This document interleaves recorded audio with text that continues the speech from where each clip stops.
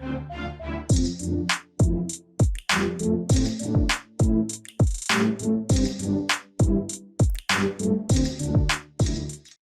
The print में आपका स्वागत है और हर हफ्ते की तरह इस हफ्ते भी हम आपसे आपके सामने खास किताब को लेकर के हाजिर हैं, जिस पर आज हम बात करेंगे। और इस किताब का नाम है तीर्थंकर। ये देखिए, और इसे लिखा है देवदत्त पटनायक जी ने। और सर, आपका स्वागत है हमारे इस कार्यक्रम में। नमस्ते। तो हाँ, लेकिन अपने दर्शकों को हम पहले बता दें कि इस किताब का इंग्लिश वर्जन भी है, जिसका नाम है बाहुबली। बाहुबली के नाम से है वो किताब। तो आप अगर इंग्लिश में कंफर्टेबल हैं तो उसमें लेके पढ़ सकते हैं, हिंदी में कंफर्टेबल हैं तो हिंदी में भी पढ़ सकते हैं। बहुत अच्छी बुक है, बहुत डिटेल्ड वर्जन दिया गया है जैन धर्म के बारे में, उनके विचारों के बारे में काफी डिटेल में लिखा गया है। तो अगर आप इसको पढ़ते हैं तो जैन धर्म के बारे में एक अच्छी इंसाइट मिलेगी। सर, इसी पर हम आपसे बात करेंगे, लेकिन पहले मैं थोड़ा-सा आपके ही बारे में एक चीज़ ये पूछना चाह रहा था कि मतलब ये माइथोलॉजी पे आपका शौक कैसे मतलब जगह पे क्यों माइथोलॉजी पे लिखने का क्या आपको अ, कैसे लगा कि लिखना चाहिए? आपने बहुत सी किताबें लिखी हैं इसलिए मैं पूछ रहा हूँ। आम तौर पे लोग इससे जी, भागते तो हैं। नहीं, मुझे आख्यान शास्त्रों से या आख्यानों से बहुत ही लगाव था पहले से। हैं? ये भी कई कहानियां थी जो मुझे एंजॉय कर रहा था, एंड मुझे लगा कि इनमें जो कहानी है, लोग हमेशा बोलते थे इतिहास है, सच हुँ, है, झूठ है, और इनमें अलग अलग प्रकार के विचार थे जो मुझे बहुत आकर्षित करते थे, क्योंकि इनमें अ, जिंदगी जीने की कई बातें थी। और मैं देख रहा था जो भारत के जो आख्यान है, they are very different from जो परदेश से आते हैं, जो ग्रीस से हुँ, आता है, इजिप्ट से आता है, मिडल ईस्ट से आता है। हर जगह कहानियां बहुत अलग होती हैं, और हर हुँ, लोग कहते हैं कि हमारा कहानी सच है, और इसके हुँ, लोग वाद विवाद करते हैं। तो मैंने कहा कि कहानी को लेके लोग इतना वाद विवाद क्यों करते हैं, इसमें हुँ, कुछ तो हुँ, होगा। और बट बेसिकली एक हॉबी एग्ज़ैक्ट। था, मुझे नहीं पता था कि इतना बड़ा होगा समय के साथ। उस समय तो हुँ। बिल्कुल हॉबी था। ये चीज़ तो आपने सही कही कि अगर आप किसी भी धर्म की बात करें तो वो जो ओरिजिन मानता है इवन दुनिया की, तो वो अपना ही कोई वो वहीं से शुरू होता है कि ये हुआ, ये हुआ, ये हुआ, फिर ये पूरी मानव जाति जन्म ले। जी। चाहे इस्लाम ले लीजिए, चाहे हिंदू धर्म ले लीजिए, क्रिश्चियनिटी ले लीजिए, इवन जैनिज़्म, सारे में इस तरह की बातें आती हैं। ये बात तो सही है। अगर इस पर आएँ तो जैन धर्म का जो एक सबसे जो कहें कि सेंट्रल थॉट है वो है अहिंसा। जी। अहिंसा। अ, अहिंसा को लेकर के इसको पढ़ते हुए मुझे एक चीज़ ये मेरे दिमाग में बात आई कि अहिंसा ठीक तो है, लेकिन जिस लेवल की अहिंसा की बात जैनिज़्म में की गई है, जैन धर्म में की गई है, क्या वो प्रैक्टिकली पॉसिबल है? जैसे मैं अगर उदाहरण दूँ कि इवन इसमें जो मूल विचार है कि आप भोजन भी करते हैं तो हिंसा से ही कर सकते हैं। तो ऐसा तो पॉसिबल नहीं है कि व्यक्ति भोजन नहीं करेगा, फिर तो मानव प्रजाति ही खत्म हो जाएगी। तो क्या इज़ इट प्रैक्टिकली पॉसिबल? देखिए, ये विचार केवल जैन धर्म में नहीं है, बुद्धिज्म और हिंदुइज्म तीनों, जो भारत में जो ये तीनों सनातन धर्म के, ये हमेशा ये पूछे कि जब भी आदमी को भूख लगता है, तो बेसिकली एक मेटाफिजिकल आइडिया है, मेटाफिजिकल हुँ, आइडिया कि जो जीवित प्राणी होता है उसे हुँ, भूख लगती है, और अगर भूख लगता है तो वो भोग करता है, जब भोग करता हुँ, है वो हिंसा करता है। यानी कि हुँ, जीवित रहने के लिए हमें हिंसा करना पड़ेगा, और हुँ, जीने के लिए हिंसा करना पड़ेगा। इससे क्या होता है हुँ, कि ऋण आ जाता है, क्योंकि मैंने किसी को हुँ, खाया है, किसी पशु हुँ, को खाया है, किसी पक्षी को खाया है, जो पेड़ को खाया है, तो मैं एक ऋणी बन गया। और हुँ, ये ऋण से मुक्त कैसे होता हूं? जब मुझे कोई हुँ, खाता है। तो हुँ, जो जीवित, तो ये आइडिया जो है हम देखते हैं शास्त्रों में। और जो पशु हुँ, पक्षी क्या होता है, वो खाते हैं और वो उनको भी कोई खा लेता है, वो तो आसान है। लेकिन हुँ, मनुष्य एक प्राणी है जो कहता है मैं खाऊंगा लेकिन मुझे कोई खाना नहीं चाहिए। और हम खाते हुँ, रहते हैं, हम भोग लेते रहते हैं, और इससे क्या होता है, धीरे धीरे एक ग्रीड आ जाता है कि मुझे और चाहिए, और हम बकासुर जैसे बन जाते हैं। और हुँ, बकासुर जैसे बनते, जैसे हम महत्वाकांक्षा कहते हैं आजकल, आज हुँ, हम भूख नहीं कहते, हम महत्वाकांक्षा कहते हैं। और महत्वाकांक्षा में बड़ा बड़ा इकोनॉमी बनाना है, इंडस्ट्रीज बनाने हैं, और इससे क्या होता है, हिंसा हिंसा हिंसा इतना होता है हुँ, कि हम कभी सोचते नहीं है कि ये हिंसा का मार्ग कितना भयानक है, ये भोग हुँ, का मार्ग है। और इसलिए वो उसे रोक लगा रहे हैं, इस विचार को, कि देखो, ये विचार अगर चलते रहोगे तो तुम्हें कभी संतोष नहीं मिलेगा। हुँ, तो अहिंसा की बात रियली ये केवल वेजिटेरियन फूड खाने की बात नहीं है, कितने किस समय में तुम कहोगे कि बस और नहीं खाना है, अभी मुझे हम्म, संतोष हुआ है और मुझे नहीं खाना है। ये हम्म, बात को उन्होंने धर्म संकट के रूप में प्रस्तुत किया है कि देखो हिंसा धर्म संकट लाता है, और इसके ऊपर हम्म, विचार। और ये विचार कब आए भारत में? 2500 हम्म, साल पहले, जब हम बहुत ही उस समय इकोनॉमी बहुत बूमिंग इकोनॉमी था। तब हम हम्म, काशापड़ा बनाने लगे। मौर्य काल के 200 हम्म, साल पहले हम्म, महाजनपद थे, वहां पे सडनली व्यापार हो रहा था, पैसे बहुत बन रहे थे, लोग श्रीमंत हो गए थे, रिच हो गए थे। और इस समय ये विचार आने लगा कि देखो ये भोग की दुनिया हिंसा वाली दुनिया है, और योग हम्म, की दुनिया से हम अहिंसा के मार्ग में चल सकते हैं। तो ये एक हम्म, रिस्ट्रेंट, जैसे कहते हैं लगाम लेने की बात आ गई। तो इसको ऑफ कोर्स जब कहानी बताते हैं तो उसको वो एकदम एक्सट्रीम में ले जाते हैं, ताकि इससे हम विचार कर सकें अगर मैं भोग ना करूं तो क्या हम्म, होगा।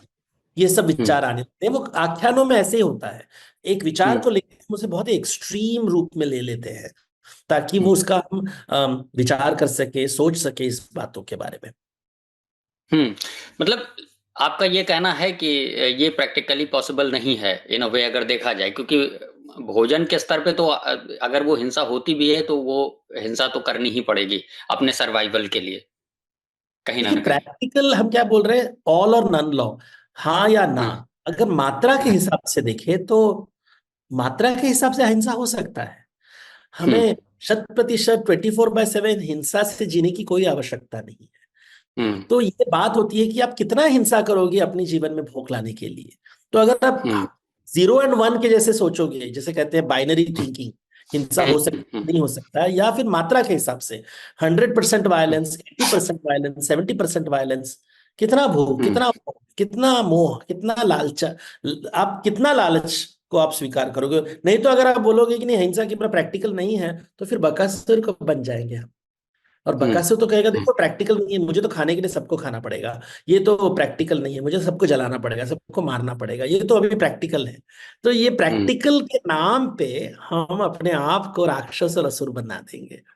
हम्म, बात है कितना लगाम, कब बोलोगे संतोष, बस बस हम्म। बस और नहीं, ये बात वो इस पूछ रहे हैं। कब बोलोगे इसको कि इससे भी समझ सकते हैं, जैसे जब भी कई बार आप वेजिटेरियन और नॉन वेजिटेरियन के डिस्कोर्स में जाते हैं तो ये कहा जाता है कि आप पेड़ पौधों को भी खा रहे हैं तो आप हिंसा कर रहे हैं, आप उनमें भी जान है तो आप मार के ही खा रहे हैं। लेकिन अंतर क्या है कि जो पेड़ पौधे हैं उसमें एक इंद्रिय है, कुछ जीव हैं जो दो इंद्रिय वाले हैं, तीन इंद्रिय वाले हैं, और पशुओं में कहीं ना कहीं पांच इंद्रिय है और चेतना का स्तर काफी है। मतलब उनको पीड़ा उसी लेवल की महसूस होती है, ऐसा मतलब कहा जा सकता है। तो उस हिसाब से अगर देखा जाए तो अगर आप पेड़ पौधों का भोजन करते हैं, शाकाहारी भोजन करते हैं, तो आप उनको कम कष्ट पहुंचा के अपना पेट भर रहे हैं। जैसे एक थॉट आपकी ही पुस्तक में शायद मैं पढ़ रहा था कि किसी ने कहा है कि अगर आपको मांसाहार भी करना है तो एक हाथी को मार के कई दिन तक खाइए, ताकि एक जीव हत्या से आप कई दिन तक आपका पेट भर सके, बजाय रोज जीव हत्या करने के।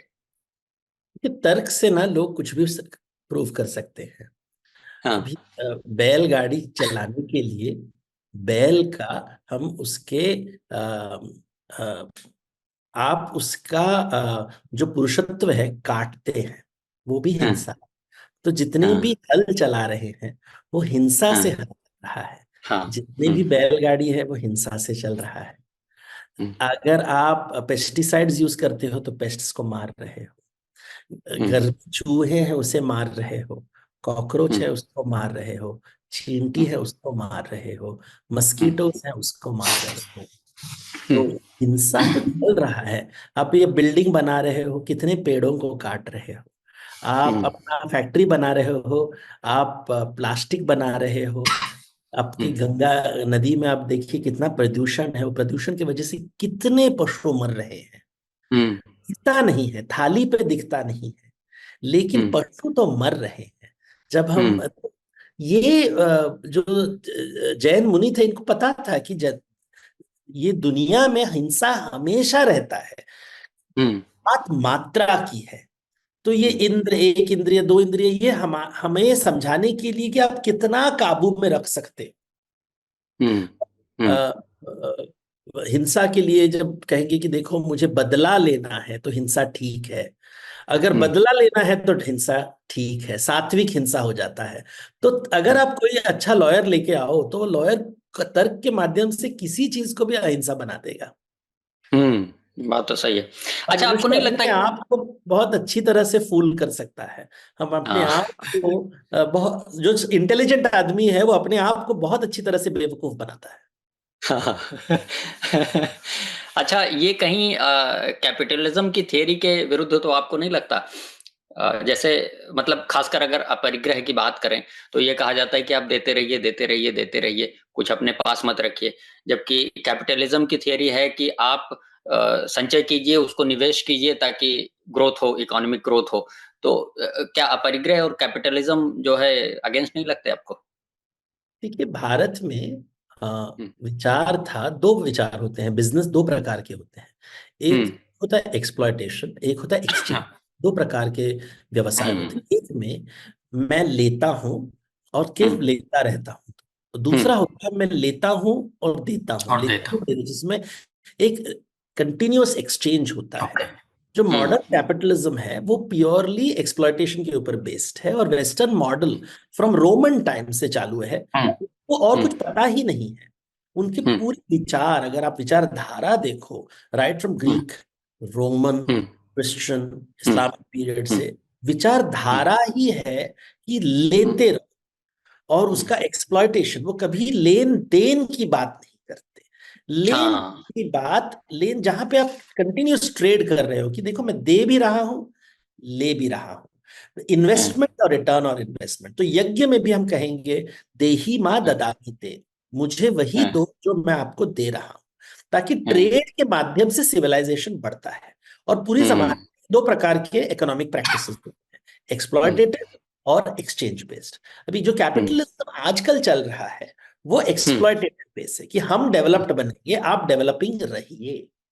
हम्म। ये याद रखिए कि जो जैनिज्म है वो एक व्यवसाय, व्यापारियों का एक धर्म था। और हाँ, बिल्कुल। व्यापारियों का धर्म था, और वो हमेशा लेन देन की बात करते हैं क्योंकि वो ऋण की हम्म। बात करते हैं। कि हम्म। अपरिग्रह का मतलब क्या है, मुझे ऋण नहीं चाहिए, मैं ऋण चुकाता रहता हूँ, और जो हम्म। मुझे रिटर्न करता है मैं वापस मार्केट में दे देता हूँ। दे ताकि देता हूँ। ऑफकोर्स भी लगता है कि मेरे पास बहुत पैसे हैं, लेकिन मैं हम्म। किसी की पूंजी या निधि को बांध के नहीं रखूंगा। इसलिए वो यक्ष मूर्ति हम्म। है कि जो यक्ष होता है वो पैसे को बांध के रखता है। लेकिन ये क्या हम्म। करते हैं, फ्लो करते हैं। तो मेरा अपरिग्रह है, मेरा कोई अटैचमेंट नहीं है पैसे के साथ, पैसे मार्केट में जा लो।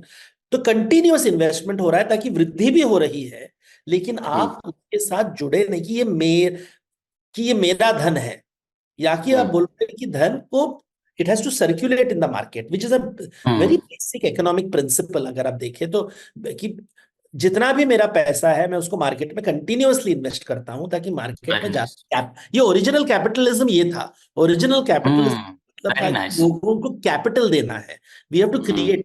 आजकल का कैपिटल क्या है, सिर्फ मेरे लिए कैपिटल, बाकी लोगों के लिए जॉब होना चाहिए। ये हाँ, नया एग्जैक्टली। कैपिटलिज्म है, this is not the original capitalism which was जितने भी लोग हैं दुनिया में सबको कैपिटल होना चाहिए ताकि वो अपना वृद्धि हो सके, उनकी ग्रोथ हो सके। इवन कंपनी की जो धारणा है, जो कंपनी में लोग काम करते हैं प्राइवेट सेक्टर में, कंपनी का मतलब ये हुआ कि कुछ लोग साथ में मिलके काम कर रहे हैं। लेकिन तमाम प्राइवेट सेक्टर कंपनियों में आप देखेंगे कि जो डिस्पैरिटी है इनकम की, ठीक है, सैलरी की, वो बहुत ज्यादा है। किसी को बहुत ज्यादा मिलता है, किसी को बहुत कम। तो वो जो आपने कहा ना कि वो बाकी लोग जॉब कर रहे हो, बिजनेस, अगर इस धारणा के साथ हम चलें जो जैनिज्म में कहा गया है, एग्जैक्टली जैसे आपने समझाया, तो ये कितनी विन विन कंडीशन है, अभी सबके देखिए, लिए फ्रूटफुल जब है। हम आख्यान शास्त्र पढ़ते हैं तो जब एंशंट ग्रीक और एंशंट सुमेरिया के आख्यान शास्त्र आप पढ़ेंगे तो वहां की कहानियों के अनुसार देवी देवताओं ने मनुष्य को बनाया था ताकि मनुष्य उनके लिए काम कर सके, और वो हम्म। काम नहीं करना चाहते थे, इसलिए उन्होंने मनुष्य का निर्माण किया। तो मनुष्य का केवल एक धर्म है कि वो हमेशा काम करके अपना धन मंदिरों में दे ताकि मंदिरों में देवी देवता सुख में रहे। तो ये हम्म। कॉन्सेप्ट मेसोपोटामिया, एसीरिया, बेबीलोन, जो मिडल हम्म। ईस्ट है, ये आइडिया वहां था। ये बहुत ही हम्म। स्ट्रॉन्ग आइडिया था यहाँ पे। लेकिन हम्म। जैन धर्म में अभी देखिए, जैसे मंदिर बनाते थे, जैन मंदिर हम्म। बनाते थे, तो बात क्यों, हम्म। मंदिर अभी बनाने से क्या पैसे बनने वाला है, आप तो व्यापारी हो, आप कुछ पैसे नहीं हम्म। बनेंगे। लेकिन वो हम्म। कह रहे थे कि अभी अगर हम मंदिर बनाएं तो जो शिल्पकार है उनको एक हम्म। जॉब मिलता है। हम्म। वो पूरा, इसलिए वो हमेशा कहेंगे कि मंदिर में जो पत्थर तोड़ने का जो ठक ठक आवाज होना चाहिए वो बंद नहीं होना चाहिए। यानी कि हम्म आपके मन इतना आना चाहिए हर समय कि वो आप मंदिर बनाते रहो। यानी कि इन हम्म, कारीगरों को हमेशा जॉब रहेगा। जॉब। और इससे ऑफ कोर्स जैन धर्म का भी वृद्धि होगा, क्योंकि उस समय हम लिखित परंपरा नहीं था, मंदिरों की मूर्ति देख के ये विचार कर सके जैन जिन्न वाणी के बारे में। तो ये हम्म एक, जब तक आपके पास पूंजी नहीं होगी तो आप कैपिटल इन्वेस्ट नहीं कर पाओगे, आप ये हम्म मंदिर नहीं बना पाओगे, तो ये कारीगरों को फिर जॉब नहीं मिलेगा। जब हम्म आपका धन हो जाएगा तो ये आर्टिस्ट्स जो होते हैं, हम्म आर्टिस्ट को एक पेट्रन चाहिए, स्पॉन्सर चाहिए, नहीं तो वो नहीं, सो ये विचार था हमेशा कि आपके हम्म वजह से कितने लोगों का वृद्धि होता है। ये सब हम्म अपरिग्रह से जुड़ा हुआ है। ये हम्म विचार जो है अपरिग्रह से जुड़ा हुआ है। हम्म इसलिए हमेशा कंटिन्यूअसली आपको इन्वेस्ट करना है मार्केट में, नए नए बिजनेसेस लेने हैं, रिस्क लेना है। तो that is why it was a merchant, merchant लोगों का ये रिलीजन बनता है। हम्म। आपने एक जगह लिखा है कि जैन धर्म में एक गति है, बाकी धर्मों में एक स्थिरता है। इसको थोड़ा एक्सप्लेन कर पाएंगे क्या? सी कहीं मेरे पढ़ने में। मुझे ये पॉइंट क्लियर नहीं आ रहा है। अच्छा, मुझे कहीं एक लाइन ये पढ़ने में आई और मुझे भी क्लियर नहीं हुआ एक्चुअली, इसीलिए मैंने आपसे पूछ वो रहा हूँ। धर्म, चलिए ठीक है। ऐसे धर्म शब्द को हाँ, यहाँ धर्म पे शब्द। गति के साथ जोड़े हुए हैं, ना हाँ, कि अधर्म को स्थिरता के साथ जोड़ा गया है कि जिंदगी हमेशा चलता रहता है। तो हुँ, द्रव्यों में एक द्रव्य धर्म है, और धर्म का अर्थ जैन में बहुत ही स्पेसिफिक मीनिंग है, हुँ, मूवमेंट। कि हुँ, हर चीज move होता है, जैसे आकाश में तारे भी घूमते हैं, हुँ, सूरज भी घूमता है, चंद्रमा भी घूमती है, वैसे भी मनुष्य। इसलिए जो मुनि होते हैं वो कभी एक जगह पे नहीं रहते, सिर्फ हुँ, चातुर्मास में के समय एक जगह रहते हैं। हुँ, रोज हुँ, चलते रहते हैं कि you have to constantly be on the move. और ये हुँ, आइडिया धर्म को ये एक डेफिनेशन, यूनिक डेफिनेशन है धर्म का, जो हम हुँ, केवल जैन शास्त्रों में ये मिलता है, और कहीं नहीं ये बात बताई गई है कि हुँ, जिंदगी का काम है, you have to keep moving, you have to keep moving on. हुँ। अच्छा, एक जगह इसमें आपने लिखा कि मनुष्य जो है मत्स्य न्याय से ऊपर उठ गया है। क्योंकि मत्स्य न्याय ये कहता है कि मतलब जो बलवान है वो दूसरे को खाता है, जबकि मनुष्य ये कहता है कि मनुष्य दूसरे को खिलाता है और दूसरे के द्वारा खिलाया जाता है, इस चेतना के स्तर पे आ चुका है। ठीक है। लेकिन इसमें एक बात ये है कि अगर आप इसको बहुत बारीकी से देखेंगे, तो मनुष्य भी खाली मनुष्य के लिए ऐसा नहीं करता है, दूसरे जीवों को तो खा रहा है और बाकी जीव भी यही करते हैं। शेर शेर को नहीं खाता, भालू भालू को नहीं खाता, वो भी दूसरे जीवों को खाता है। तो मनुष्य कहाँ डिफरेंट हुआ इस प्रकृति में दूसरे जीवों से? वो भी तो उसी स्तर पे जी रहा है। देखिए, मनुष्य में ये क्षमता है, ये होता है कि नहीं है वो अलग बात है। ओके, हमें क्षमता है दूसरों के बारे में सोचने के लिए, केवल ओके। अपने बारे में सोच, तो इसलिए जब हम खाना बनाते हैं हम दूसरों को परोस सकते हैं। तो हुँ, दूसरे को परोसने का विचार कि मैं, जब पशु होता है वो अपने पेट और अपने बच्चों के पेट पालन के लिए काम करता है। जो पक्षी हुँ, होता है घूमता है, हुँ, किसी पक्षी को मारता है, अपने बच्चों के लिए खाना लेके आता है, वो उसका धर्म है। उसके आगे वो हुँ, नहीं सोच पाता, उसको दिया नहीं गया है। हुँ, हमारे पास एक मस्तिष्क दिया गया है, ब्रेन दिया गया है, जिसके माध्यम से हम दूसरों की व्यथा समझ सकते हैं, हम दूसरों हुँ, के दर्द समझ सकते हैं। उससे हम करते क्या है, तो बात होती है कि हम दूसरों के बारे में भी, हम दूसरों को खाना खिला सकते हैं। ये बात एक बहुत ही इंपॉर्टेंट कॉन्सेप्ट है ह्यूमन एवोल्यूशन का। हम उसका हुँ, करते हैं कि नहीं वो अलग बात है। कि इसलिए ऋण ओके। बहुत इंपॉर्टेंट कॉन्सेप्ट है, कि हमारी हुँ, जिंदगी बनी हुई है दूसरों के लिए। ये किसी हाँ, ने क बनाया, किसी ने, ये संस्कृति का निर्माण जिसने किया, अलग अलग लोगों ने किया है। वैसे ही मुझे संस्कृति में अगर मैं भाग नहीं लूं तो मैं ऋण नहीं चुका पाऊंगा, नरक में अटक हुँ, जाऊंगा, क्योंकि मैंने ऋण नहीं चुकाया। तो ये ऋण की बात, डेट जिसको कहते हैं, ये मनुष्य में हुँ, होता है। पशु में डेट कैसे रिप्लेस होता है, उसे कोई खा जाता है इवेंचुअली। हुँ, इवेंचुअली पशु को हुँ, कोई खा, मनुष्य क्या करते हैं, मुझे कोई खाना खाया तो इसलिए हम, लेकिन हम ऋणी बन जाते हैं। और ऋणी जब, जैसे जैन धर्म में कहा, जितने ऋण होगा उतना नरक होता रहेगा। तो हुँ, नरक से आपको अगर एस्केप करना है तो हुँ, आपको ऋण से मुक्त होना है, यानी कि हुँ। दूसरों को खाना खिलाना है। हुँ। अच्छा, दूसरों को खिला करके हम उस ऋण से मुक्त हो सकते हैं। अच्छा, इसमें मूल धारणा एक जगह ये आई है कि मोक्ष पाना है तो सभी क्रियाओं और प्रतिक्रियाओं को रोकना होगा।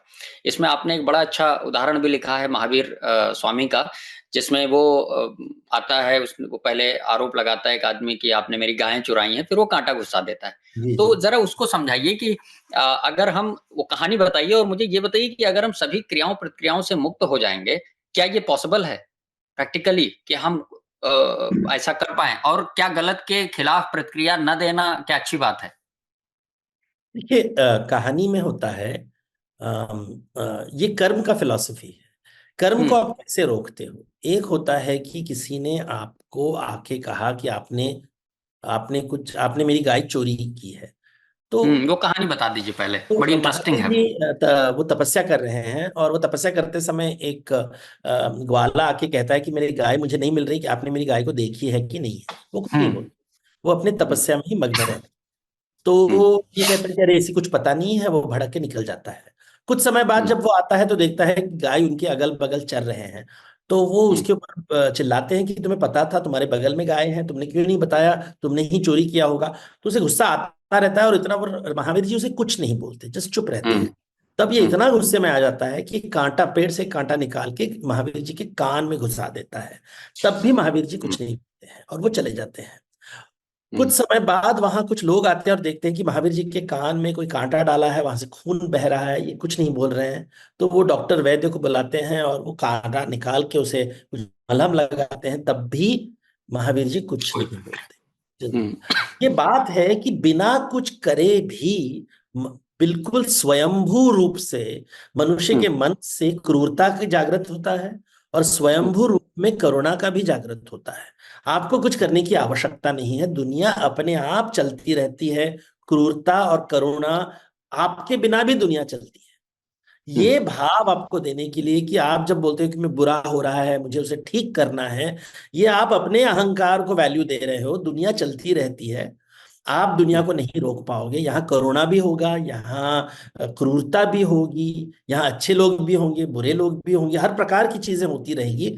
आपको भाग लेना है तो फिर आपका कर्म का मीटर चालू हो गया। अगर आपका कर्म का मीटर नहीं करना है तो केवल स्थित प्रज्ञ होके देखते रहो क्या हो रहा है दुनिया में। तो ये हम्म। बहुत स्ट्रांग इंडियन थॉट है कि बिना पार्टिसिपेट करने की कोई आवश्यकता नहीं है। तो आजकल होता है ना, you should participate, you should. तो ये इंडियन थॉट में कि दैट इज एन ऑप्शन। क्योंकि हम्म। आप किसी चीज में भाग लोगे तो एक चीज का दूसरा चीज, दूसरा बीज का फल, बीज का फल, बीज का फल, और आप उस संसार के चक्र में वापस फंस जाओगे। दूसरा हम्म। ऑप्शन है कि मुझे बीज नहीं गाड़ना है, बोना है, मैं जस्ट देखता रहूंगा। तो ये श्रवण परंपरा का बहुत ही इंपॉर्टेंट टेक्निक है कि आप अपने मन के ऊपर काबू रखो। देखो कितना तुम्हारा मन आपको विचलित करता है पार्टिसिपेट करने के लिए, दुनिया में पार्टिसिपेट, भागीदारी करने के लिए।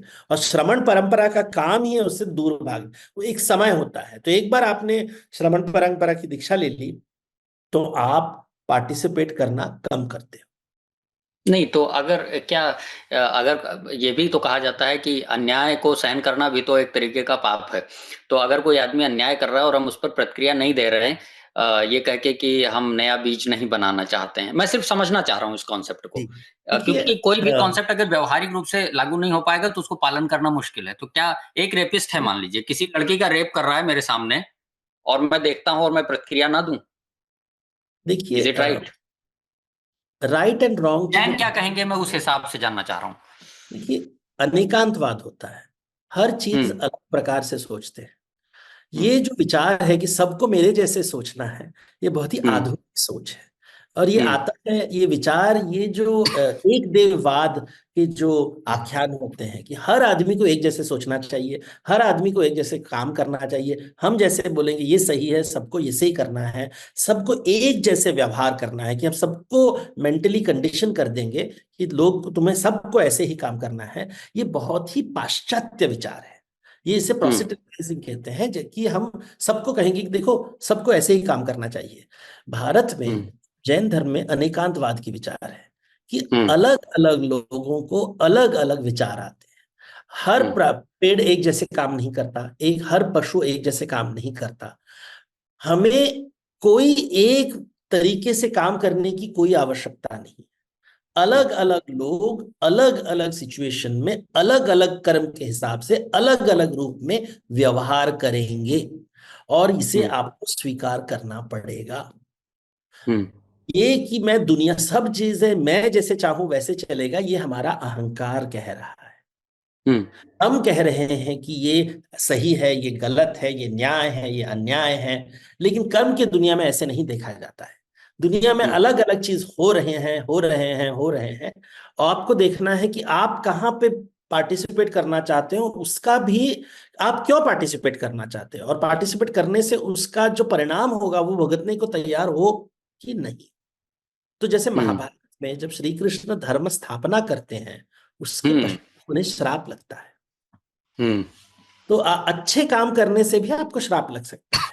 बुरे हम्म। कर्म करने से, अगर आपने किसी बुरा काम किया है, किसी को मार दिया है, लेकिन उससे कोई हम्म। आपको वरदान भी दे सकता है कि देखो तुमने एक राक्षस को मारा है, तो जो मुझे राक्षस से बचाया तो मैं आपको वरदान दूंगा। राक्षस की पत्नी बोलेगी कि आपने मेरे पति को मारा है, मैं आपको श्राप दूंगा, तो वही कार्य से आपको श्राप भी मिलेगा, वही काम हम्म। से आपको वरदान भी मिलेगा। आपको हम्म। लगा मैंने अच्छा काम किया है, लेकिन इसका परिणाम बुरा भी हो सकता है। ये कर्म थियरी है जो लोग समझते नहीं है। ये न्याय हम्म। की थियरी नहीं है। Justice theory is very different. Just न्याय की थियरी ओके। इस्लाम और क्रिश्चियनिटी से आती है, और पूरे दुनिया भर में हम्म। से हुई है। इसलिए हम्म। आजकल जब युद्ध होता है तो दोनों पार्टी कहते हैं कि हम सही काम कर रहे हैं। हम युद्ध, हम्म। अभी देखिए आजकल युद्ध चल रहा है दुनिया में, दोनों पार्टी हाँ। देखो हम न्याय के लिए लड़ रहे हैं, हम दोनों न्याय के लिए लड़ रहे हैं, हम सब सही हैं। तो हम्म। दोनों पक्ष के अच्छे अच्छे लॉयर होते हैं, और वो हम्म। लॉयर इतने अच्छे तरीके से आपको समझा देंगे डिबेटिंग सोसाइटी में कि आप बोलेंगे, जब वो बात करेंगे आप बोलेंगे यही सही है।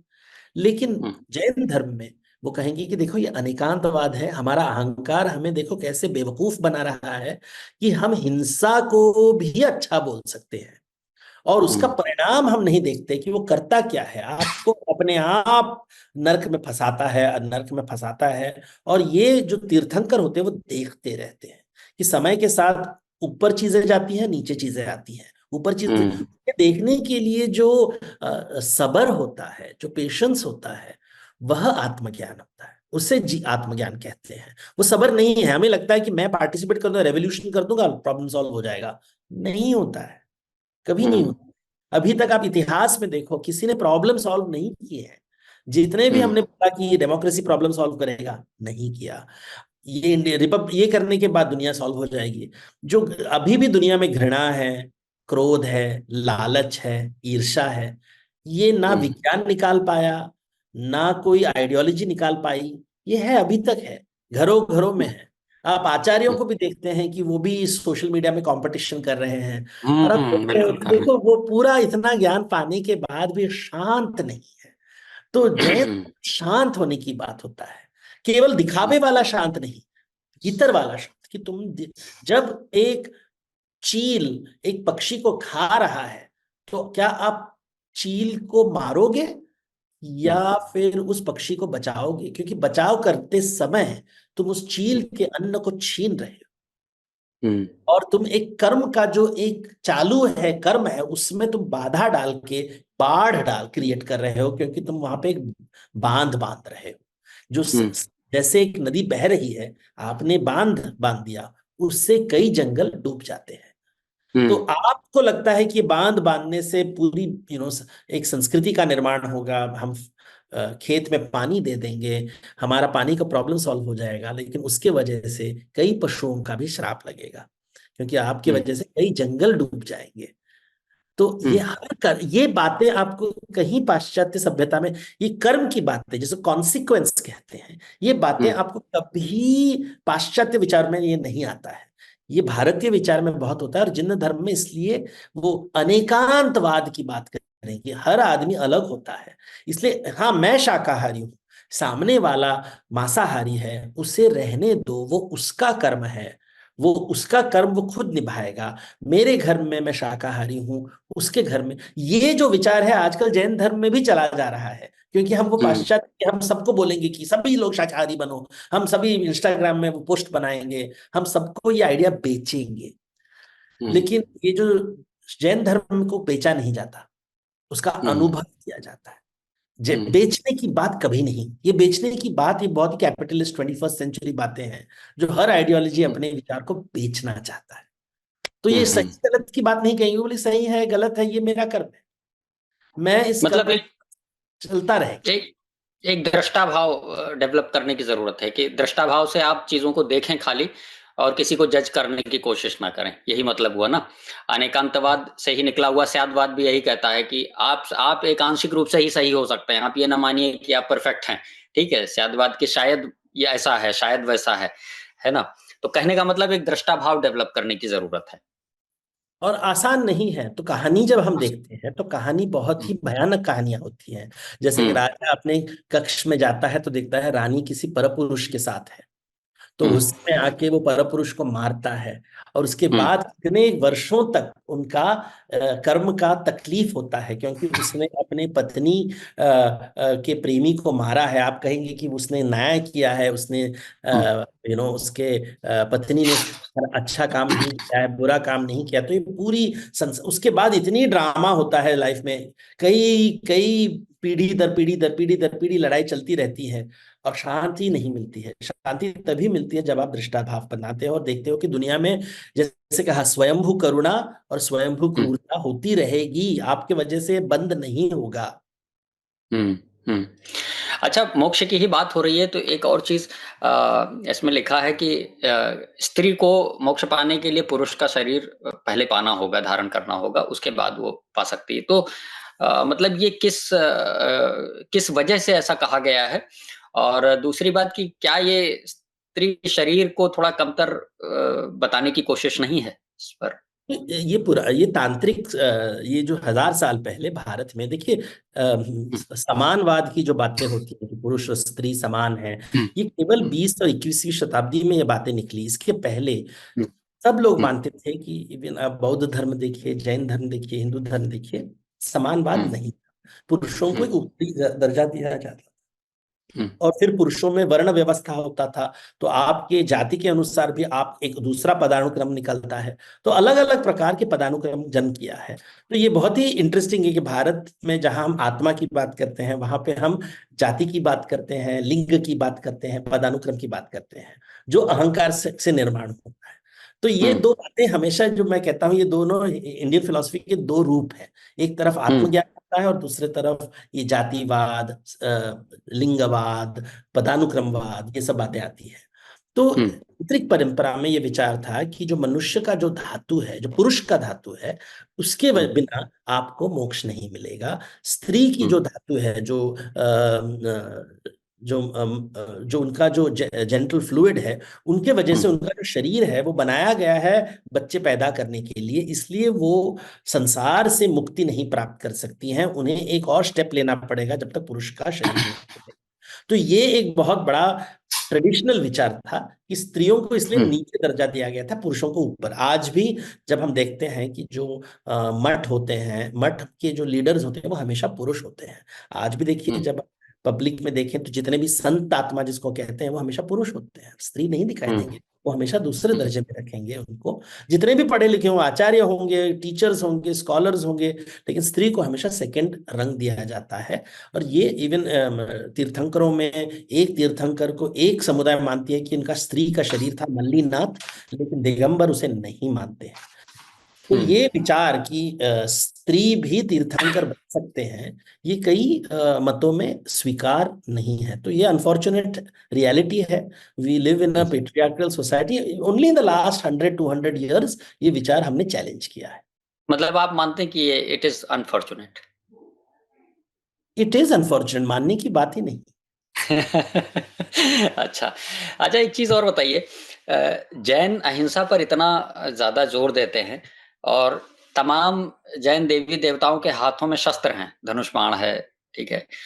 तो ये मतलब अहिंसा से कहीं कॉन्ट्रडिक्ट नहीं करती हैं चीजें? देखिए, इसलिए अनेकांतवाद की बात आती है। उन्हें पता है कि हाँ, हर आदमी हाँ, तीर्थंकर नहीं बन सकता है। ये ठीक। एक यात्रा है और मात्रा की बात है। देखिए, मात्रा, हाँ, proportion is a very important idea in Indian thought. हाँ, कि हम्म 0 और 1 की बात नहीं है कि आज पूरे तरीके से आप मांसाहारी हो, कल आप पूरी शाकाहारी बन जाओगे।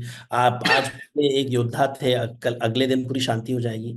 ये मात्रा की बात है। तो उन्होंने देखा कि कई जो साधारण है, वो जब आते हैं मंदिरों में, जब मुनियों के पास आते हैं, तो उनकी जो प्रॉब्लम्स है बहुत ही बेसिक प्रॉब्लम है। जॉब नहीं है, शादी नहीं हुआ है, पत्नी चाहिए, बच्चे चाहिए, वृद्धि चाहिए। और कुछ लोग होते हैं जो मन की शांति के बारे में बात करते हैं। तो उन्होंने कहा कि जो भी हमारे पास आते हैं सबको हम सुख कैसे दें।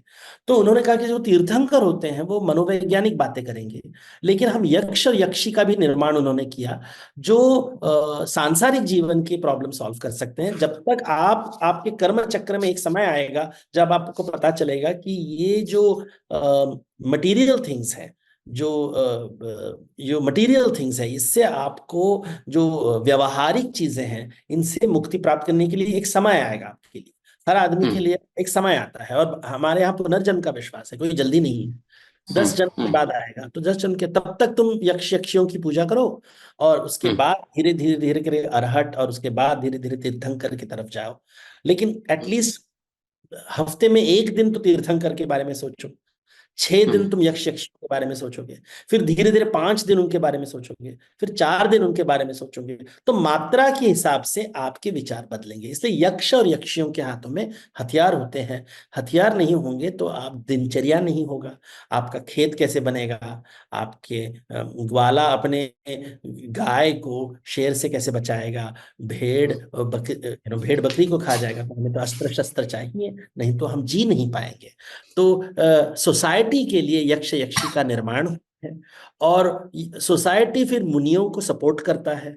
फिर मुनि आपको हमेशा याद दिलाता है कि देखो, जितना भी तुम्हारा भोग है वो लालच में न बदल जाए, इसलिए थोड़ा अपरिग्रह रखो, थोड़ा अहिंसा करो, थोड़ा अनेकांतवाद रखो, और धीरे धीरे इस मार्ग में चलते रहो ताकि शांति मिले तुम्हें। तो ये हम्म एक बैलेंसिंग एक्ट हो जाता है। अभी हम्म दिगंबरों में ये मूर्ति देवी देवताओं को बिल्कुल नहीं मानते, वो बहुत कट्टरपंथी हो जाते हैं, बहुत ही स्ट्रिक्ट हो जाते हैं इस बात में। लेकिन जो श्वेतांबर हैं वो कहेंगे कि नहीं, इतना भी स्ट्रिक्ट नहीं होना चाहिए। अलग अलग लोग होते हैं, अलग अलग कर्म का अलग लेवल होता है, हर आदमी का ज्ञान एक जैसा नहीं होता, सभी इंटेलेक्चुअल नहीं है, सभी स्पिरिचुअल नहीं है, सभी फिलोसॉफिकल नहीं है। तो एक बच्चा अलग होगा, दूसरा बच्चा अलग होगा, सबके लिए हमें अलग अलग प्रकार का ज्ञान इसलिए मूर्तियों में भी अलग अलग प्रकार के कामदेव होते हैं, बलदेव होते हैं, वासुदेव होते हैं, चक्रवर्ती होते हैं, अरहट होते हैं, तीर्थंकर होते हैं। तो अलग अलग अलग प्रकार के पात्र बनाए गए हैं, अलग अलग प्रकार के महापुरुष बनाए गए हैं अलग अलग लोगों के लिए, इसलिए अनेकांतवाद से जुड़ता है। अच्छा, इसको इस ढंग से भी देख सकते हैं संभवतः कि जैन मुनि पार्श्वनाथ जो 23वें तीर्थंकर थे, उन्होंने कहा कि हम जो घटना है उस पर हमारा नियंत्रण नहीं है, हम उसके प्रति जो प्रतिक्रिया देते हैं उस पर अपना नियंत्रण अपना है कि हम प्रतिक्रिया क्या देंगे। ठीक है, ऐसी स्थिति में ये लीड करता है नियतिवाद की तरफ, डिटर्मिनिज्म की तरफ, कि सब कुछ प्री डिसाइडेड है, पहले से तय है, हम उसमें कुछ नहीं कर सकते। अब जब अगर सब कुछ पहले से तय है तो फिर ये भी माना जा सकता है कि जो है अगर कोई जिसको हम कहते हैं कि वो हिंसा कर रहा है, तो वो भी पहले से तय है, मतलब वो हिंसा उसका करना तय था, जो अहिंसा कर रहा है उसका सब कुछ तय था। तो फिर ये क्या फिर नया कर्म कैसे बनता है अगर पहले से प्री डिसाइडेड है? मान लीजिए मेरे लिए प्री डिसाइडेड है कि मैं ये कर्म करूंगा, ये कर्म करूंगा, तो फिर मेरा कर्म उसमें कहाँ बना? तो यहाँ पे ये आजीविकों का विचार था, आजीविकों का विचार था हाँ कि आप कुछ कंट्रोल हाँ नहीं कर सकते। महावीर के जो विचार थे और पार्श्वनाथ के विचार थे, एक अपने विचारों के ऊपर आपका कंट्रोल है, ओके। संसार के ऊपर कंट्रोल नहीं है, अपने हाँ विचार के ऊपर आपका कंट्रोल। इसमें आजीविकों और जैनियों में जब फर्क आता है, ये एक बात के ऊपर होता है। हम्म आजीविकों के अनुसार हर चीज के ऊपर आपका कोई कंट्रोल नहीं है, इसलिए वे मृत्यु के तरफ जाने की प्रयास करते रहते हैं। और हम्म जो जैन धर्म में विचार आता है कि देखो, तुम्हारे जो विचार है हम्म उसके ऊपर तुम्हारा नियंत्रण होता है, उसके ऊपर कंट्रोल होता है। तुम्हें गुस्सा आता है, तुम्हें ईर्ष्या आता है, तुम बेबस फील कर, तुम्हारे जो फीलिंग्स हैं, तुम्हारे जो हम्म थॉट्स हैं, ये जो तुम्हारे मन के भीतर जो विचार हैं, ये सब बातें इसके ऊपर कंट्रोल है। तो इसलिए हमारे यहाँ वीर और महावीर में फर्क होता है। वीर बाहरी दुनिया को कंट्रोल करना चाहता है, इसलिए योद्धा हम्म होता है, युद्ध हम्म करता है, शूरवीर होता है, जंगल में महारथी होता है, राजा होता है, लेकिन जो अपने ऊपर काबू रखता है उसे महावीर कहा जाता है। अपने हम्म अंदर की जो भावनाएं हैं, तो आप युद्ध कर रहे हो अपने भावनाओं के साथ, अपनी प्रतिक्रियाओं के साथ, तो उसके ऊपर नियतिवाद नहीं होता है, उसके ऊपर हम्म आपका कंट्रोल होता है। अभी बात है कि आप अहंकार की तरफ जाओगे, बोलोगे कि हम्म मैं दुनिया का प्रॉब्लम सॉल्व करूंगा, और दूसरा होता है हम्म आत्मवाद की दुनिया को प्रॉब्लम्स है ही नहीं, ये मैं अपने आप अपने मन को खुश करने के लिए प्रॉब्लम्स और सॉल्यूशन देख रहा हूँ, ढूंढ रहा ओके ओके। अच्छा, एक बड़ी इंटरेस्टिंग बात मुझे लगी इसमें, आपने लिखा है कि बताया गया है कि सीता जो थी वो रावण और मंदोदरी की बेटी थी। ये क्या कथानक है? तो भारत में रामायण की कई कई कहानियां हैं, और हाँ। जैन धर्म में और साउथ ईस्ट एशिया में जो स्टोरीज फैली हैं, वहां पे ये बात है कि रावण के घर में एक बेटी का जन्म होता है, और हुँ, जो ज्योतिष होते हैं कहते हैं कि ये बेटी आपके मृत्यु का कारण बनेगी, और वो हुँ, इस बेटी को लंका से फेंक देते हैं, और धीरे धीरे यही बेटी जनक के घर में पाई जाती है। तो ये एक लोक कथा है जो बहुत ही पॉपुलर है, जैन में, थाईलैंड में, मलेशिया में, इंडोनेशिया में, साउथ इंडिया की कई स्टोरीज में भी मिलता है, गिरधर रामायण में भी मिलता है। तो अलग लोक कथाओं में ये बात बहुत ही प्रसिद्ध है कि हुँ, एक कहानी है कि रावण टैक्स लेता था लोगों से, बहुत लोगों का टैक्स लेता था, तो ऋषियों के पास आते, ऋषि कहते थे कि हमारे पास कुछ है नहीं, तो आप हम कैसे टैक्स दें? तो वो कहते थे कि देखो तुम्हारे पास खून है, तो खून का टैक्स दो। तो वो खून देते थे, और वो खून को एक घड़े में रखते थे, और वो ऋषियों का एक घड़ा होता था जिसके अंदर ऋषियों को कहा जाता था आप खून रखो। ये ऋषियों का घड़ा, जो खून वाला घड़ा है, को एक दिन मंदोदरी पी जाती है, जिससे उसके हुँ, गर्भ में एक बेटी का जन्म होता है, और ये बेटी हुँ, सीता। तो ये लोक कथाओं में बहुत ही ऐसे कई कथाएं होती है। जैन रामायण, जैन महाभारत बहुत ही अलग है हिंदू रामायण और हिंदू महाभारत से। मतलब उसके अलग-अलग कथानक के हिसाब से अलग-अलग कहानियाँ हाँ, प्रचलित हैं। क्योंकि ये कथा जो होते हैं वो एक प्रकार के पात्र होते हैं जिसके अंदर हुँ, कई अलग प्रकार के विचार होते हैं। तो जैन धर्म के विचार को हुँ, समझाने के लिए उन्होंने जैन रामायण और जैन महाभारत के माध्यम से उन्होंने ये विचार प्रचलित की। अच्छा, जैन ऋषियों के नग्नता को लेकर के कई बार सवाल उठाए जाते हैं, तो इस पर जैन धर्म क्या कहता है कि उनके नग्न रहने के पीछे, मतलब कुछ लोगों का कहना है कि सोसाइटी में नग्न होकर के घूमना थोड़ा-सा कम ठीक है? तो इस पर जैन धर्म क्या कहता है?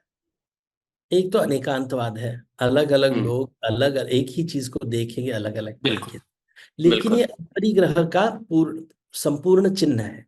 जब मैं हुँ, सब कुछ चीजें को त्याग देता हूँ, अपने हुँ, शरीर के ऊपर जो कपड़े हैं उनको भी त्याग देता हूँ।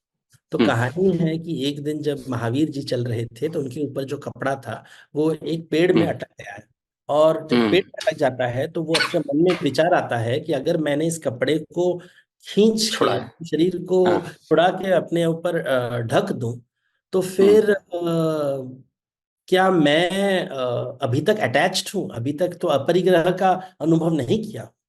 तो क्या फिर बात है! तो वो ये विचार में आता है, लेकिन मैं नहीं, अगर कोई ले रहा है तो लेने दो उसको।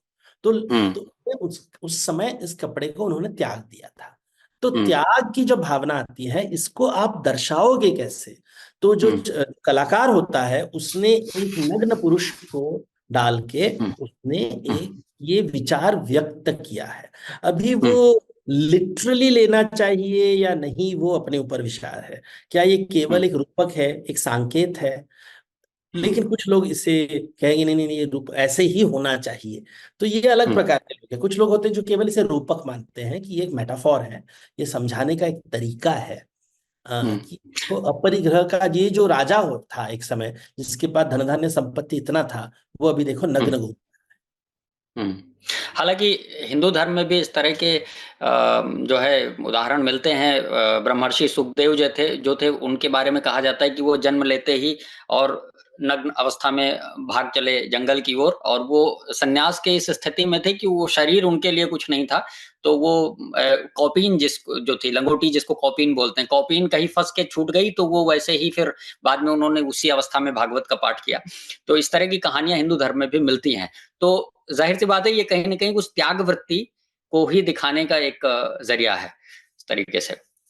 तो ठीक है सर, आप आए हमारे साथ बातचीत की, बड़ा अच्छा लगा और आपने बहुत सी ऐसी चीज़ों पर जो एक अंतर्दृष्टि प्रदान की जो मतलब अदरवाइज़ चीज़ें शायद आमतौर पे नहीं पता होती हैं। और आपकी किताब बहुत अच्छी है, मैं फिर अपने दर्शकों से कहूँगा कि इसको ज़रूर पढ़िए, जैन धर्म के बारे में बहुत कुछ जानने को मिलेगा। इंग्लिश वर्ज़न में आप इसकी बाहुबली ले सकते हैं, किताब का नाम है। हाँ, ये वाली किताब। तो इसी के साथ मुझे शिव कुमार पांडे और हमारी पूरी दीप्रिंट टीम को इजाजत दीजिए। हम अगले हफ्ते फिर किसी एक खास किताब के साथ आपके सामने हाजिर होंगे। धन्यवाद सर। धन्यवाद, थैंक यू।